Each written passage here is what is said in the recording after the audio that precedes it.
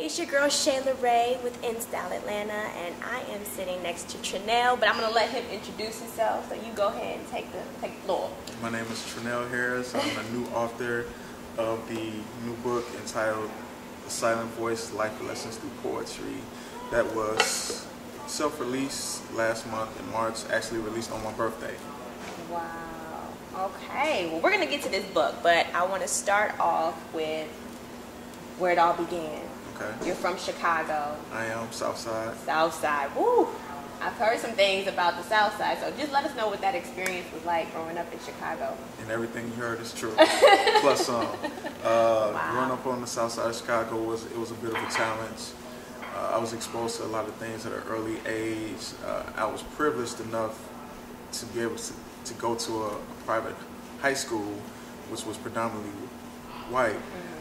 It was still located in the inner city, but it was very much a different aspect of going to school and then coming home, where all my friends, they went to public schools, their parents wasn't really engaged in their academics, they weren't really involved in school activities and things like that. So I got involved with gangs and violence, and I had people in my family that were quote-unquote street entrepreneurs, you know, so at a young age I was exposed to a lot of things that I probably shouldn't have been, but the beautiful thing about it is it made me the person I am today, you know, and a lot of the experiences and observations that I saw my brother, my cousins, some of my friends go through kind of helped mold me into the individual that I am today. Now, your book is full of poems, so tell us when you fell in love with poetry. I fell in love with poetry probably about 15 years ago, and it was my introduction into the music industry that brought me to poems. I wanted to be a songwriter at the time, and I started just randomly writing things that I've been feeling, I've been thinking about, you know, for a vast amount of time. And of course I had to finally introduce my writing to someone who was in the music industry, and they felt that I had a strong I guess foundation for what it was that I was saying, but at that point in time my endeavor into the music industry didn't work out. But because of the encouraging words that this particular person gave me the I guess the fortitude to continue to keep writing, and the more I let other people see what it was that I wrote, they were just impressed with it, you know. So I just was writing for like 15 years off and on, here and there. And what did you write about? I mean, doesn't poetry start like from an emotional place, or, you know, how did you know what to write? Like, where did you draw from?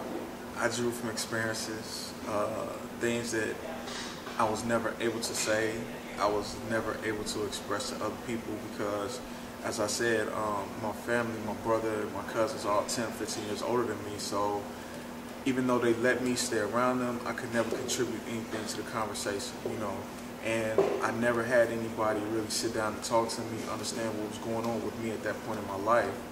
So I guess writing became a kind of your voice, and it was my voice, you know, and that's why it's called The Silent Voices, because for so long I was silent. You know, I had things that I wanted to say and things that I wanted to share, but I couldn't.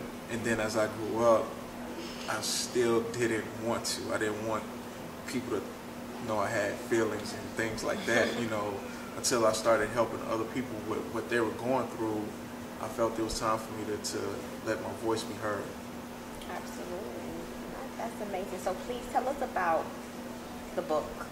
Like, just give us a brief summary of what this book is about. The brief summary really is, yes, it's a book of poetry, but it's more than that. It's an evolution of relationships. And all the things that we deal with as people, whether it's a man-woman relationship, a friend relationship, a brother-sister relationship, whatever relationship we deal with, we all have relationships. And in each one of those, people come in and out of our lives for a certain span of time, but what do we take from that time that we've had that experience with that person? You know, so what I'm trying to make people understand or realize is that in every relationship we have, there's some type of experience, a lesson that can be taught from that.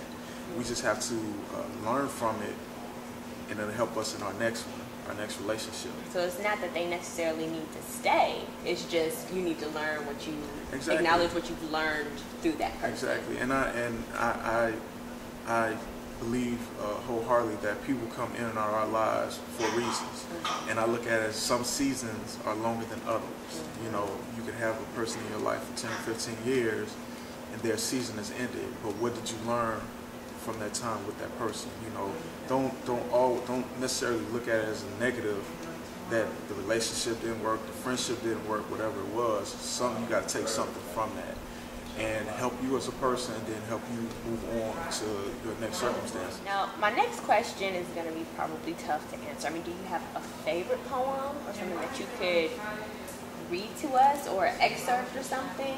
I have a couple favorite poems. So they're like all your babies, though. You well, know? no, some are a little bit more personal. Some are based off of observations and things that I saw. You know, so man, I don't know. Let me see.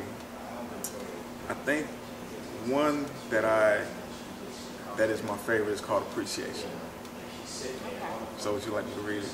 If you would like to, we would love to hear it. Okay, I'll read Appreciation. Have you ever stopped to watch a tree? I didn't. Ever enjoy a wonderful sunset? I didn't. Ever sit and think about nothing and enjoy it? I can't say that I have either. Ever wonder, where is she? Will I find her? Is she really out there for me to find?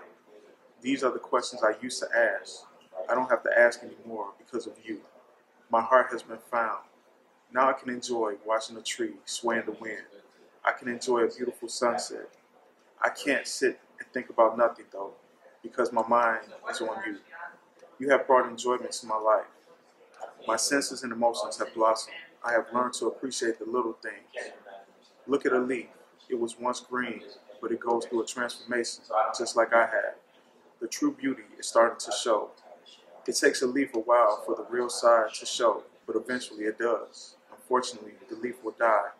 But the good thing is, we enjoyed its beauty, but unlike the leaf, my beauty will not die thanks to you. So are there any other things that, they need to know about that you're working on or Actually, doing? I'm in the process of working on my next novel. It will not be a book of poetry, it will actually be a novel. That will be called The Black House Confessions. Oh, okay. And that will be coming out in 2015. And then after that, I will have another book coming out called The Burning Sands. Oh, wow. What's that about? That's about fraternity life. Oh, Pledging, yeah. fraternity, sorority, Greek life. Absolutely. Absolutely. And I did want to touch on that. Mm-hmm. You are Greek. You're Kappa? I am. Okay. And Kappa you went Alpha Psi. Kappa Alpha Psi, and you went to Clark Atlanta University. in Atlanta. Yes. What was that like for you? HBCU and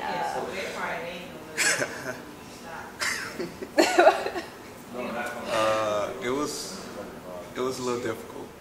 I had to go through a lot to become the Greek individual that I was in undergrad, and then the man that I am today. I had to go through some bumps and some bruises.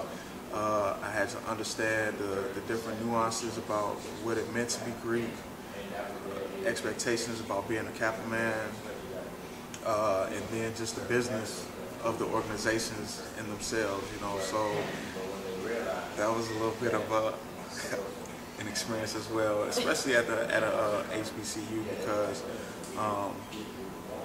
there's kind of like a hierarchy within the HBCU of, the Greeks are kind of at the top level, and then you have those that want to be Greek and are involved in all the activities, and then it kind of trickles down there. So it's kind of I found once I was on the other side, everybody starts to know your name, people that you never knew.